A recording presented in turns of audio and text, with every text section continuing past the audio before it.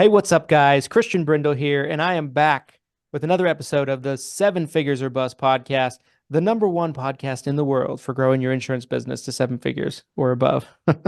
I'm joined with an awesome, amazing guest, somebody that has been on my list of people I wanted to sit down and have a conversation with and interview for some time. We were able to get our schedules to align and make the time for it. I'm super excited about this. I have Mr. Brian Hess with Advisors Excel. Brian, how are you doing today? Doing great. Christian, thanks so much for having me on. Super excited to get to spend some time not only talking with you, which we don't get to do super often, but it's always enjoyable when we do, and excited to be on your podcast. I'm super excited to have you. I mean, you're somebody that I had the first chance to get to talk to, I think, on the phone several years ago, and I remember Mhm. getting off that phone call and being like, this dude knows his stuff. This dude is like, and I didn't even realize at the time everything you had done in the space and all of the things you've done in the industry. Take us back to the introduction for you, right? Like, how did Brian get into the insurance business? Like, what was Yeah. the introduction? How did it all start for you? Yeah. So we got to go back about a decade now, probably right at a decade. I got to work for the Attorney General's office in Kansas, where I live, as I interned for them, and then actually got hired from them right out of college, and worked in the Consumer Protection Division. And as I was going through that, cool job, got to do some good things. But I had a buddy of mine that got in the insurance space, and he goes, "Man, this is awesome. You can make a lot more money." Didn't make a ton of money at my current spot.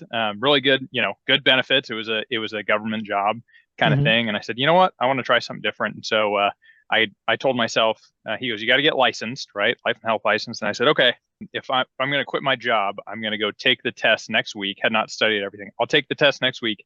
If I pass it, I'll quit my job. If I don't pass it, then I'll keep doing this. And so went in, failed it the first time by like one, two questions, and I was like, all right, I think I'm supposed to do it anyway. So went back the next week, passed it. Again, not a big study person, didn't really study. They had an app that I could download and passed the test. And the next day, I went and told my boss, I said, "Hey, I'm going to go sell insurance." And she goes, "How are you going to do that?" And I said, "I don't know." But got in touch with a couple guys. One of them sold Medicare, and he said, "Come in, we'll do a training for you."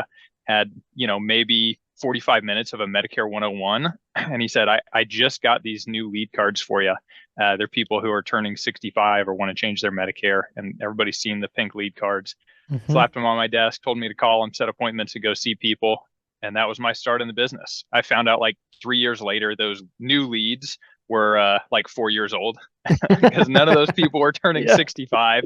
They'd all been on Medicare. So got in the space underwriting med subs, and then just expanded from there. So yeah. Love it. Love it. I remember being new in the business as myself, and a lot of people know famously now that I got in the business. My dad was in the business. I'm second Hmm. generation, and that was the first lead I ever worked was old pink lead cards, and I didn't know they were 7 years old or whatever they were at the time, like, Yeah. and and so it was that and cold calling is what I was taught. He taught me to do at the beginning, and I Hmm. look back at it and I'm like, man, I'm like, that is rough. You know what I mean? What Like, were we doing?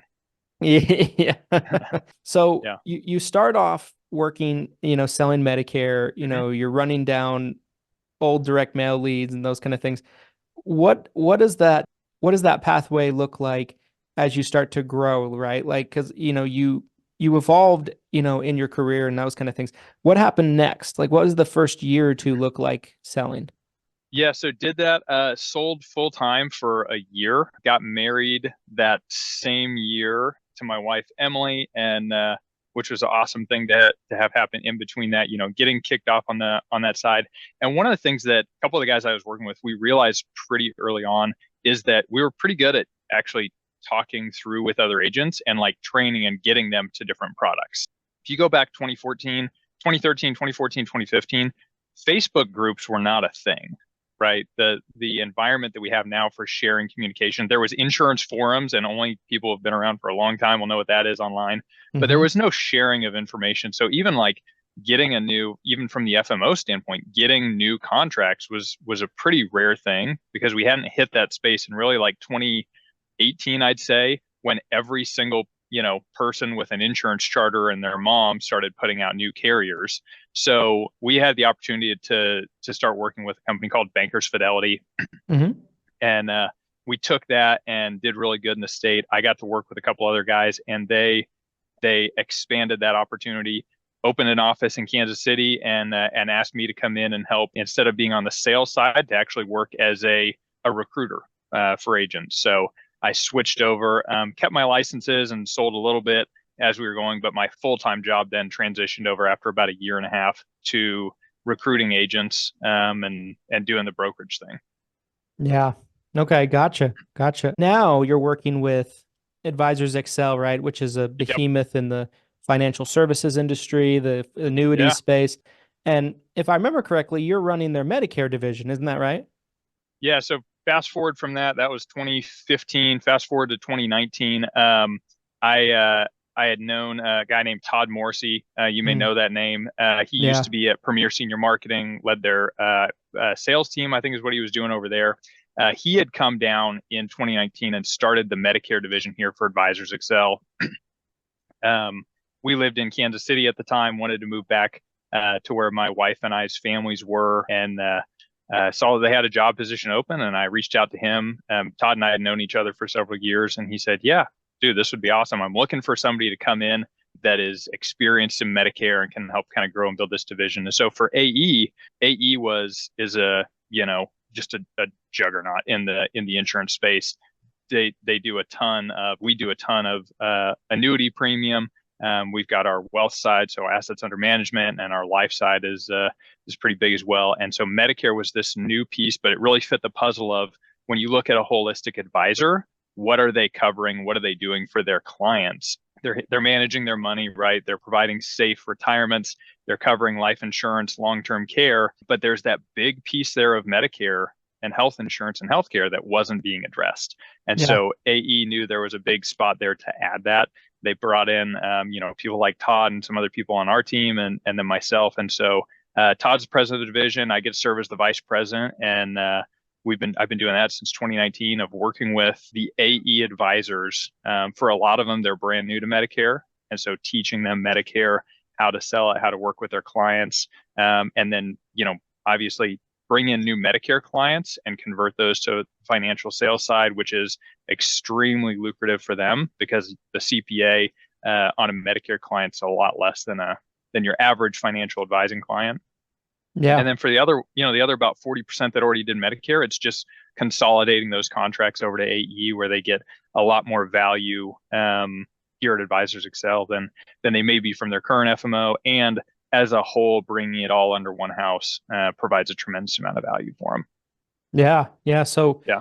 I imagine you are working with a lot of guys that are, full-time financial planners. Again, like you said, learning Mm-hmm. how to cross-sell Medicare and learning how to do Medicare as well.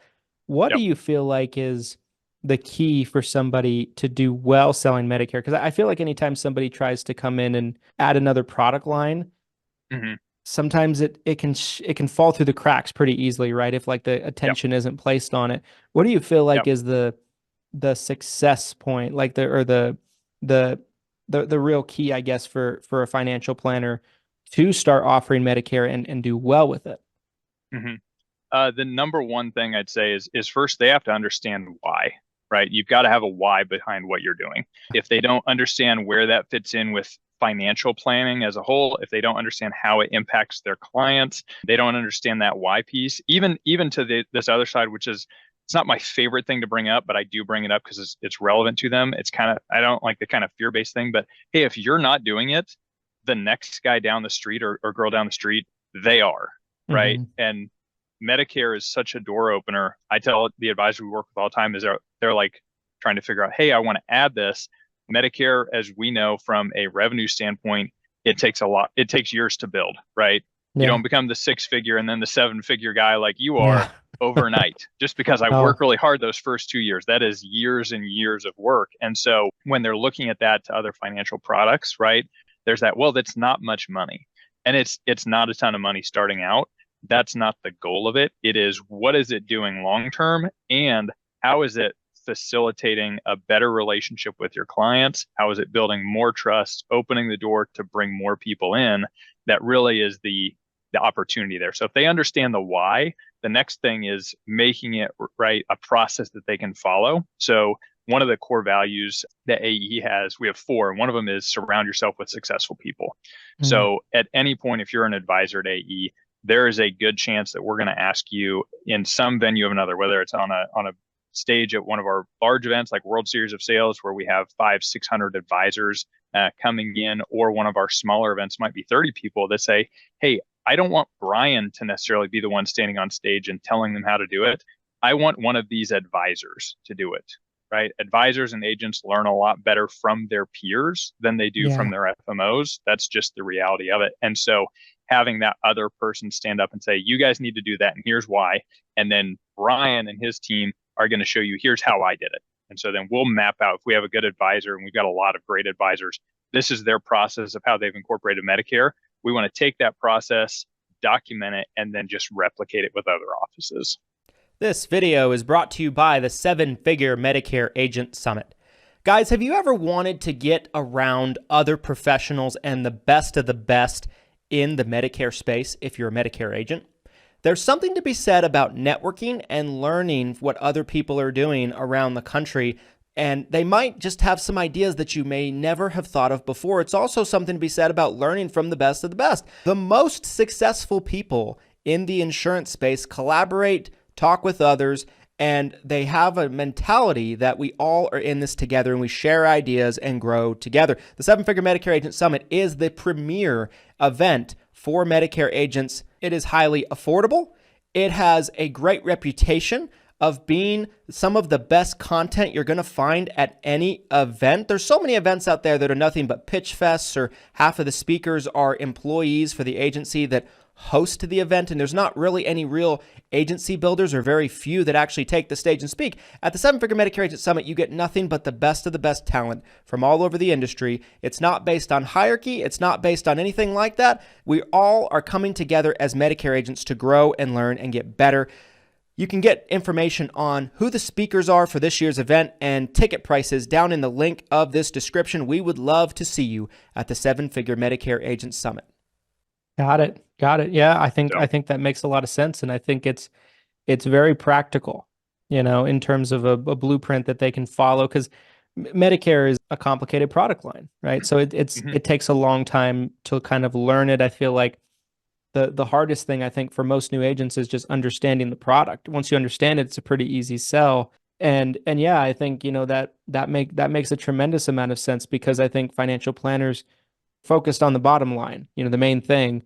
And I think them incorporating into what they're doing makes a ton of sense. And I think you guys are doing a great job with that. A question I had for you that I was kind of curious on your take on it is these new CMS proposed changes, right? I mean, we're learning more and more all the time in terms of what might happen when we'll kind of hear something. There was some kind of information that came out from the CapCon conference that just happened in DC. What is your take on those proposed changes? What do they mean? What do you think is most likely to happen? I know nobody knows for sure yet, but what do you think about all of it? Yeah. As far as and this is what I've heard and what I've kind of observed and talked with carriers about, I think there will be some changes. I don't think it is going to be the proposed change of going down to $642 as that kind of cap on the MA side. I think there's going to be some changes, and I think what it is done, especially thanks to so many agents being involved in organizations outside of just their agency and selling, and being willing to go to events like CapCon, is that it's opened the door for a lot more conversations and made the decision makers, hopefully a CMS, aware of how many independent agents out there that do have a voice that are doing so many good things to help seniors with their healthcare costs. So I think there's going to be some changes. I don't know what they are. As a whole for the industry, it doesn't, I'll be honest, it doesn't overly concern me. And I know I'm in the FMO seat here, right? So looking at, well, how much money is coming in and how's that going to change things?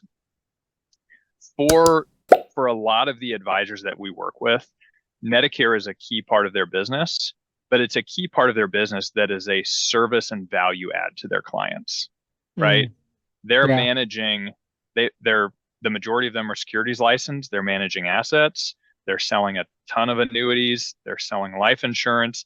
Medicare is another way to open the door for them, to get people in. So ultimately, yeah, if we sell that Medicare policy, that's great. But ultimately, right, that's not what we're after. They're not after a Medicare policy and $600 and whatever it is. They're after gathering assets and helping people with retirement. And so from that standpoint, yes, that could affect some revenue for our Medicare agencies, but ultimately, if that does go through, let's say it went through and the 642 thing happened, it's going to create tenfold at least more opportunities, not only from the FMO side for FMOs that are not dependent on that money, but also for all of the advisors. So from a, again, holistic standpoint, we're offering these 4 different lines. Yeah, it might hurt this one, but it's going to open it up a ton more opportunities, because if I can say, hey, I can run Medicare 101s, I don't care if I sell a Medicare policy or not. My job is to run these Medicare 101s, educate people on Medicare, talk through how Medicare works, and then I'm going to introduce them to, we're going to do an event on Social Security. We're going to do one on taxes. We're going to do one on inflation, right? Then I'm going to gather the assets. I'm just fine if I don't write a ton of Medicare business if I'm gathering all those assets. And Yeah. we've got groups that are selling Medicare, and they might sell 50, 60 Medicare policies a year, which anybody's out there thinking, hey, if you're new, that's great. If you've been doing this for years, you're like 50, 60 Medicare policies isn't paying the bills, but they're capturing 12 to $15 million a year in new assets, Yeah. right? So the Medicare side is just at that point, it's just another lead funnel. It's the same thing if we're doing Social Security, whether you're an RSSA or not. If you can talk about Social Security and what people need to know about it, right? You're going to bring people in through that. I don't need to charge anybody for that. I want to get them in so that I can talk to them about full financial planning, talk to them about taxes, and then gather assets and help them in that way. Yeah, I think it makes a ton of sense because it is a different game, like it's a different game from the Medicare specialized agent, right? Yep. That commission is paying the bills and keeping the lights on, but for the financial planner, it's to get the foot in the door, as you mentioned, very, I think accurately, it's another funnel, it's another lead Yep. funnel. Yeah, I think it makes a lot of sense, and it's just that looking at it from that kind of different lens and that different perspective. I I think too, it's going to, if it goes through in partial or full, as it's proposed, it's going to force a lot of Medicare FMOs to reevaluate what their actual value proposition is, what they're actually doing and offering for agents, and it's going to force them to step their game up. Because Yeah. if I can't pay you more, right, which is it's a big, and I get it, right? If you're running a business, how can I make more money? A lot of people make decisions with their FMO based on who's going to pay me more, whether it's commission, it's override, it's marketing dollars. If you can't fulfill that requirement, then what are you doing for me? And what's the other value then that I can add? So I think it's going to spur a lot of that, where they've got to create more opportunity of, hey, we do more things than just pay you a little bit more than the next guy. Yeah. Yeah. Agreed. Agreed. I think it makes a lot of sense. Any thoughts on this FCC, not proposal, but rule change that's going to kick in January of next year about lead generation, one-to-one consent? Obviously, it's going to change a lot of agents in terms of how they can, their ability of what kind of leads they can purchase, what leads they can work. Any thoughts Mm-hmm. on that? And to be honest, don't know a ton about it. Have not done a lot looking into that. We Okay. don't, as a whole, very few of our groups actually purchase leads. They're everything that we're doing, and looking at Advisors Excel. Again, another one of our core values is this business is all about prospecting, and prospecting must evolve, right? Mm-hmm. That's just a universal truth for insurance, Medicare, marketing, sales, anything. And so with that, we're looking at it from a lens of not just because of the FCC rule, but from a lens of, if I am dependent on buying leads, that's going to be right. I'm always just going there, as opposed to, am I generating the interest myself, right? Are we doing that we do that through radio, through podcasts, through YouTube, through TV, through educational events, seminars, webinars, a ton of client appreciation events, which is a great way a ton of our advisors bring in new business is by taking care of their current clients, right? We have a ton of people say, well, I want more referrals, right? If you're a Medicare agent and you've never said, I want more referrals, you're lying, right? I want Yep. more referrals. Well, the way that you get more referrals is by taking really, really good care of the clients that you have. And Yes. so we have several Medicare first offices that do client appreciation events. And a lot of people look at them like, that's crazy. How I can't spend, right? I might be spending all the money I have first year on to, number one, obtain that client. And then number two, I'm putting on an event too. Yeah, you want the referrals. How do you think those happen, right? That happens from you taking really good care of those clients in and out Yeah. of an appreciation event, but also through the service you offer. So that's one area where, I mean, we really don't do a lot of lead purchasing. It's Yeah. all individual generation from each office. What are they doing locally? How are they having an impact in that?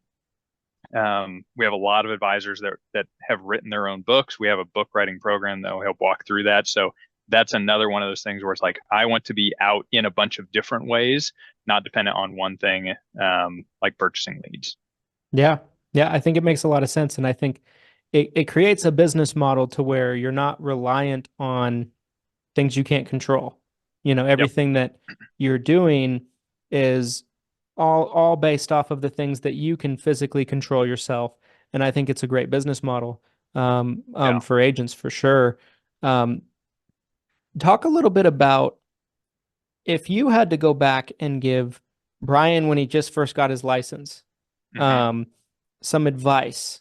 What advice would you give yourself starting off, knowing everything you Mm, know today? man. Advice that I would give. Find, and this is tough because I don't know what I would say, find a good mentor or agency to work for, right? And that's a very tough thing because there's a lot of those out there, and some of them are really good, some are really bad. Yeah. Having somebody that pulls you into the business, and probably the way that the reasoning behind me getting into it was purely financial driven at the time. That was probably not the best, looking back, probably not the best way to make that decision, right? Oh, more money, probably not the good thing, the right thing to be chasing all throughout, right, your career. Yeah. Um, and then what I ended up with was a stack of 3-year-old leads, right, and a phone and a computer, and said, "Go figure it out." I mean, my very first appointment that a lady set with me, I drove about 2.5 hours. I get to this house, and that's a whole nother story that I'll tell sometime. But got to the house, went in there. She was a railroad retiree, had been on Medicare for years, and she had gotten a letter saying, hey, her plan, the Medicare supplement plan, was actually leaving, not just stopping sales, leaving. So she had a guaranteed issue right. She had a high deductible plan G. She wanted another one.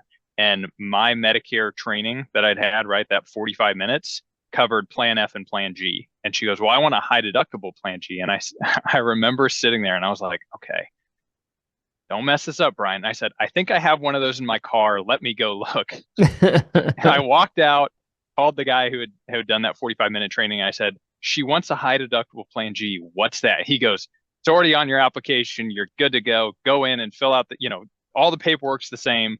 And he ended up texting me what the premium was going to be for her, right? And so not having that caused probably missed quite a few sales early on. Had a slow learning process. Now the very first person I met with, which was her, I did get that sale, but then I met with like 3 more people and didn't have the knowledge base on what to do. That would be starting out, is finding that. The second thing though, and this is almost as important as the first, but you always have to put sales first. Matt Timon. Yes, I Um, do. he Yeah. he's talked at some of our events. He talked last year, and he said, and this is a quote that he's quoting somebody else, so I don't know who gets full credit for this, but Matt's the one that shared it with me. He said, you only sell because you don't know how to market. You only market because you don't have a product. And Mm. that part really stuck with me, which is I was doing the selling part not well because I didn't have good training. And what I missed was the marketing piece, right? Because my lifeline to more sales was a bunch of these pink cards, right?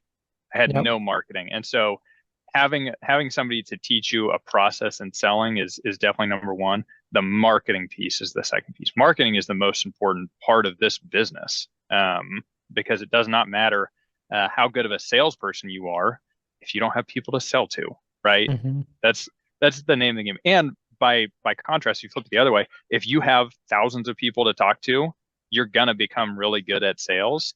Maybe not the best salesperson, but you're just gonna do enough enrollments because you can just be mediocre at selling. And if you got people to talk to, you're gonna do just fine. Yep. 100%. 100%. I want to be respectful of your time, Brian, but I have one last question I wanted to ask you. Let's say somebody's watching this and, maybe they're a financial planner, maybe they're do annuities, maybe they want to do annuities, or maybe they're just a Medicare agent that's looking for a home, and something you said resonated with them, let's say. Where can they reach you? Where's the best place to get in touch with Brian Hess and learn more about Advisors Excel? Yeah. I'm on Facebook, Brian Hess, or they can reach out and advisorsexcel.com, go to our website. You can call in, talk to if you call in, you're going to get a hold of somebody and say, hey, talk with Brian. Email me, brian.hess@advisorsexcel.com. Always happy to talk to anybody and share about AE, what we're doing on the Medicare side, and just as an organization. It's a phenomenal company to be a part of, and I'm very blessed to be able to be here. Awesome. Well, thank you for taking your valuable time and coming on and sharing all the insight and all the information that you did. I appreciate it. And we'll have to do it again soon. It was fun. That's great, Christian. Thank you so much. It was a blast getting to be here on with you.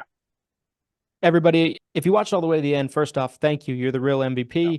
If you like this video, like, comment, subscribe. That way we know that you liked it, and we'll do more videos like it. And we'll be back next time with another episode of the podcast. Thanks so much for watching. Thanks, everybody.